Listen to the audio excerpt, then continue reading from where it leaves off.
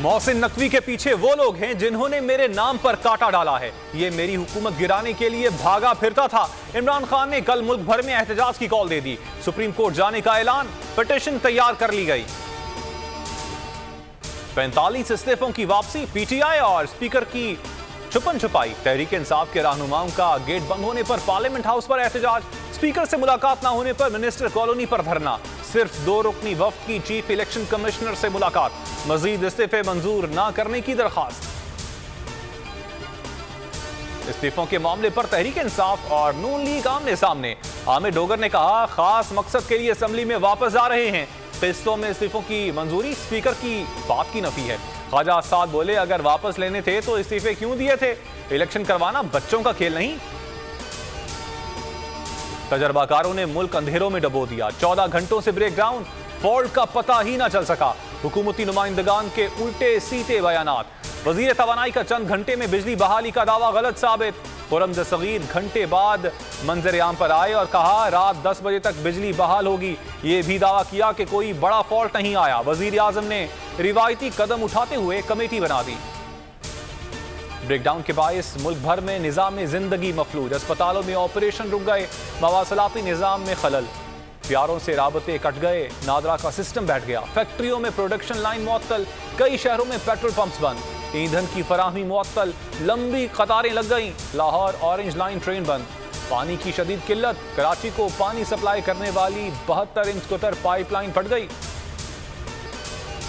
हुकूमत को अब तक खराबी का पता न चल सका। खुर्रम दस्तगीर को फौरी तौर पर इस्तीफा देना चाहिए। हमाद अजहर की बोलियों से गुफ्तगू। कहा, मुकम्मल बिजली कल तक बहाल होगी। डॉलर की कमी की वजह से पेट्रोल की सप्लाई लाइन मुतासिर हो चुकी है। बिजली का ब्रेकडाउन तो ट्रेलर है, अभी बहुत से बहरान आएंगे। राव अनवार को इंसाफ मिल गया। नकीब के अहले खाना इंसाफ के मुंतजर। नकीबुल्लाह कत्ल केस में राव अनवार समेत तमाम मुलजिम बरी। इंसदाद दहशतगर्दी, अदालत ने महफूज फैसला सुना दिया।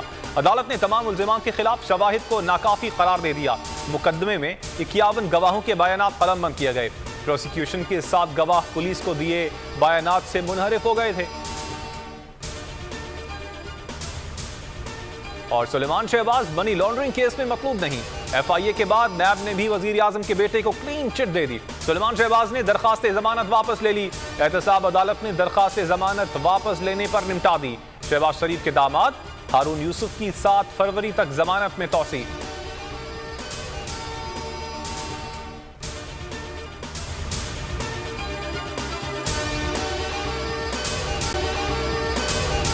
अगर आपको ये वीडियो पसंद आई तो हमारे चैनल को सब्सक्राइब करें और बेल आइकन पर क्लिक करें। 2022 बहुत सारे तोहफे भी देखे गया पाकिस्तान की आवाम को। पाकिस्तान की आवाम को एक तोहफा ये दिया कि आवाम को पता चल गया कि पाकिस्तान का मीडिया क्या है। साल 2022 में सबसे ज्यादा देखे जाने वाला चैनल बोल न्यूज रहा नंबर 1। हमने बहुत सारे शोज और ट्रांसमिशंस की। पूरा साल मुसलसल जदोजहद में निकल गया कि ये वोट ऑफ कॉन्फिडेंस के पीछे कौन लोग थे। तोड़े रेटिंग के सभी रिकॉर्ड। सोशल मीडिया पर भी सबसे ज्यादा तेजी से 2.4 बिलियन व्यूज का संगे मील अबूर किया।